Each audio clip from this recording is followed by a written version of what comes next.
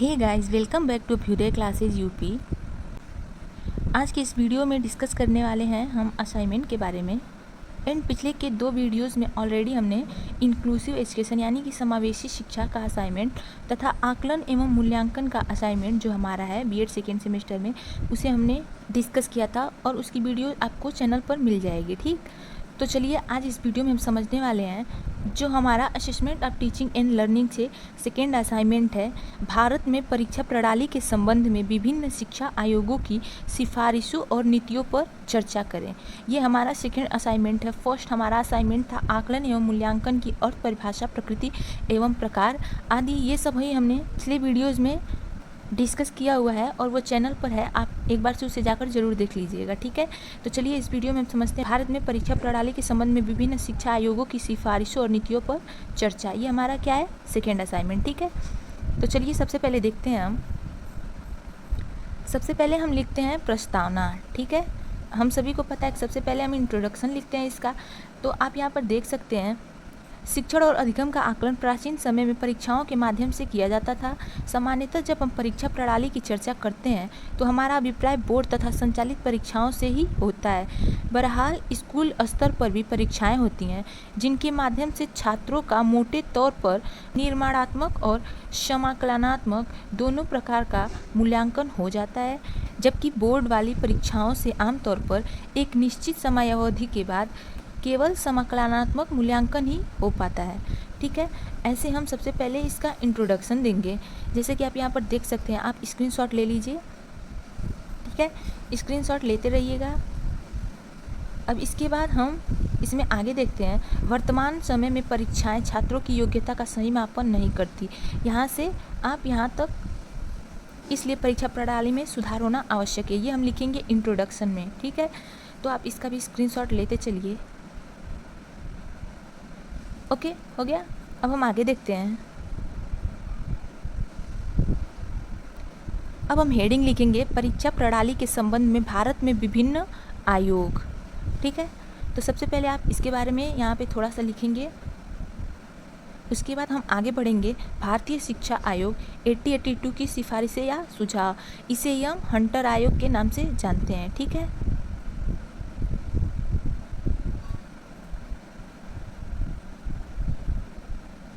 I hope आप सभी screenshot लेते हुए चल रहे हैं। अब हम आगे देखते हैं। अब हम भारतीय शिक्षा आयोग 8082 की सिफारिशें या सुझाव में ये लिखेंगे, जैसे कि यहाँ पर दिया हुआ है, सन 1854 में घोषित वुड के घोषणा पत्र का भारतीय शिक्षा पर व्यापक रूप से प्रभाव पड़ा। ये सभी लिख लेंगे हम।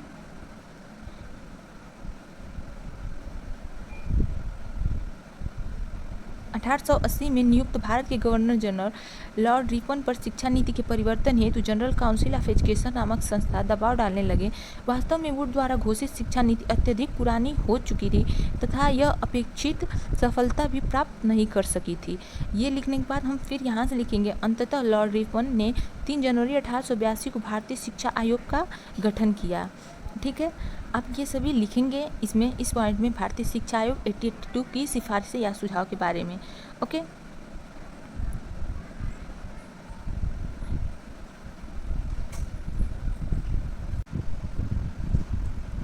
ठीक है। फिर ये लिखने के बाद मैं थोड़े थोड़े समय आपको देते जाऊंगी, आप इसमें स्क्रीनशॉट लेते रहिए। ठीक है, हो गया। अब इसके बाद हम लिखेंगे, हंटर आयोग के अध्यक्ष सर विलियम हंटर व सचिव BL राइस थे। मार्च 1883 में हंटर आयोग ने 600 पन्नों का एक विस्तृत प्रतिवेदन प्रस्तुत किया, जिसमें परीक्षा प्रणाली के संबंधों का वर्णन कुछ इस प्रकार है। अब हम इसे लिखने के बाद पॉइंट में लिखेंगे। ठीक है, हंटर आयोग की संस्तुतियों को। तो सबसे पहला पॉइंट आप यहाँ पर देख सकते हैं।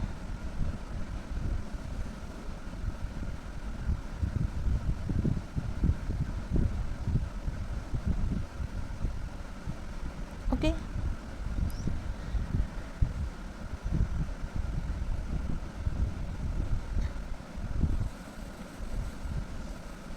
अब हम आगे देखते हैं।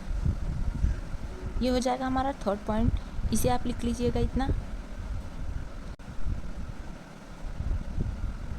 इसमें कुछ खास समझाने वाली बात है नहीं, ये असाइनमेंट वर्क है, तो इसीलिए आप लोग इसे अपने मन से स्क्रीनशॉट ले लीजिए। बस मैं ये आपको उपलब्ध करा रही हूँ ताकि आपको ज़्यादा प्रॉब्लम ना हो, ठीक है। तो इसीलिए आप लोग स्क्रीनशॉट लेकर लिख लीजिएगा। अब हमारा आ जाएगा 4th पॉइंट। इसमें यहाँ से शिक्षा के माध्यम से संबंधित अपनी सिफारिशों अंग्रेजी का समर्थन किया से लेकर शिक्षण और परीक्षाओं में कारण पैदा होती थी तक लिख लेंगे, ठीक है। और हाँ, अगर आप चैनल पर नए हैं तो प्लीज़ सब्सक्राइब कर लें अभ्युदय क्लासेज यूपी को। Thank you. एंड वीडियो को लाइक करना एंड शेयर करना न भूलें। अब हम आते हैं माध्यमिक शिक्षा आयोग 1952-53 या मुदालियर शिक्षा आयोग की सिफारिशों का सुझाव। माध्यमिक शिक्षा आयोग के जो हमारे अध्यक्ष थे वो मुदालियर थे, डॉक्टर लक्ष्मण स्वामी मुदालियर। तो इनके नाम पे इसे माध्यमिक शिक्षा को मुदालियर शिक्षा आयोग के नाम से भी जाना जाता है, ठीक है। तो अगर एग्ज़ाम में आए तो कन्फ्यूज़ ना होइएगा बिल्कुल भी। तो इसमें देखते हैं सबसे पहले हम 23 सितंबर 1952 को डॉक्टर लक्ष्मण स्वामी मुदालियर की अध्यक्षता में माध्यमिक शिक्षा आयोग का गठन किया। इसे मुदालियर शिक्षा आयोग के नाम से भी जाना जाता है, ठीक है। तो ये हम लिखेंगे। इसके बाद इसकी जो संस्तुतियाँ थी उसे पॉइंट करके लिखेंगे। तो यहाँ पर इसमें आप देख सकते हैं लिखा हुआ है, इसमें परीक्षा संबंधी कुछ सुझाव बताया गया है जो कि निम्नलिखित हैं, ठीक है। अब हम देखते हैं आगे। सबसे पहला पॉइंट यहाँ पर हमारा है, बाह्य परीक्षाओं की संख्या कम की जानी चाहिए और वस्तुगत परीक्षाओं के समावेश द्वारा निबंधात्मक परीक्षाओं की आत्मगतता को कम किया जाना चाहिए। साथ ही प्रश्नों के प्रकार को परिवर्तित करना चाहिए। ये हमारा फर्स्ट पॉइंट हो जाएगा। Second point and third point आप इसका भी स्क्रीनशॉट लेते चलिए।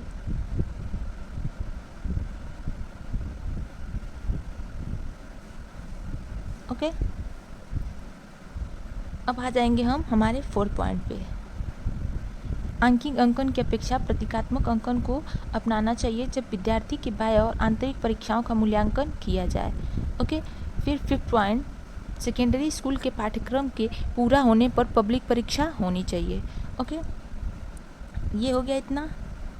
अब हम आगे देखते हैं हमारा 6th point and 7th point. इसका भी आप स्क्रीनशॉट लेते चलिए। आपको 5 से 10 सेकेंड तक का टाइम दे रहे हैं, उसमें आप अपना स्क्रीनशॉट ले लीजिए, ठीक है। और नहीं तो वीडियो को पॉज करके स्क्रीनशॉट लेकर आप लिख सकते हैं। ओके, अब हम आते हैं विश्वविद्यालय शिक्षा आयोग 1948-49 का सुझाव। ओके, इसे भी आप यहाँ पर देख सकते हैं।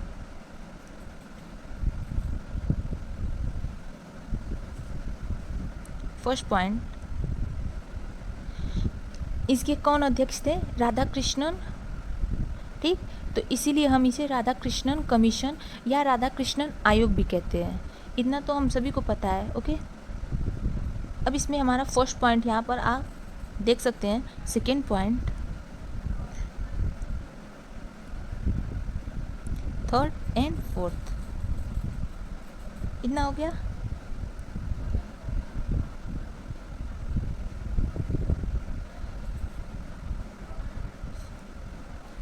फिफ्थ पॉइंट में हमारा है, परीक्षक का चुनाव बड़ी सावधानी से किया जाए। केवल वे ही व्यक्ति परीक्षक नियुक्त किए जाएं जो अपने विषय को 5 वर्ष तक पढ़ा चुके हों।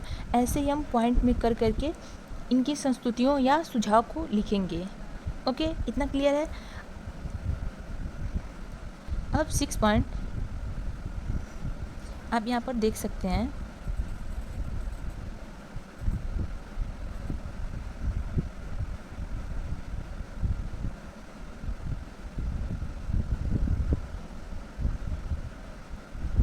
ओके, इतना हो गया। अब हम आगे बढ़ते हैं। अब हम आते हैं राष्ट्रीय शिक्षा आयोग 1964-66 का सुझाव। इसे भी आप स्क्रीनशॉट ले लीजिएगा।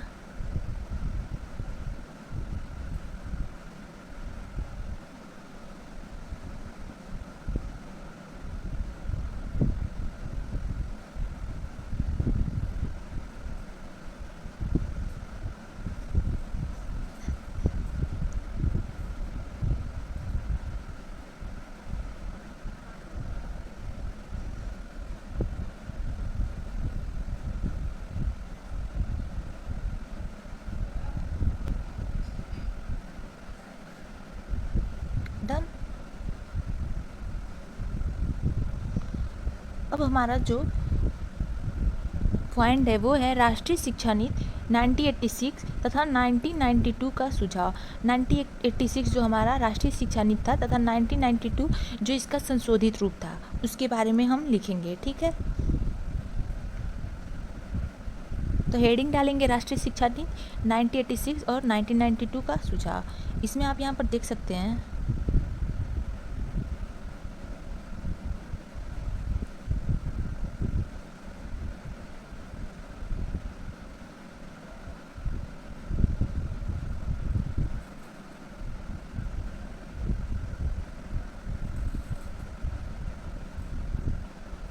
ओके, इतना हो गया।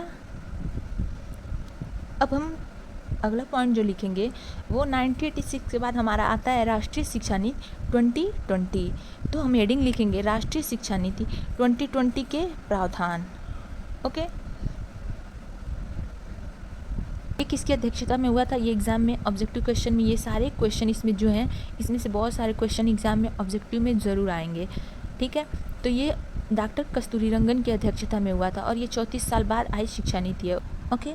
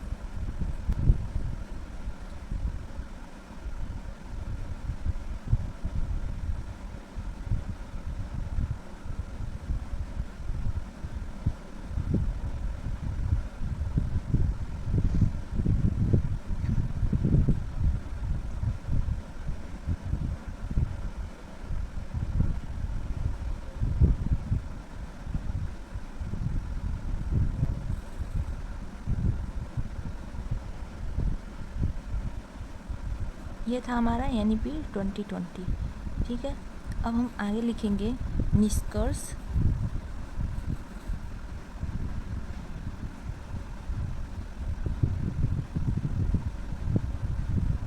निष्कर्ष में हम ये लिखेंगे। ठीक है,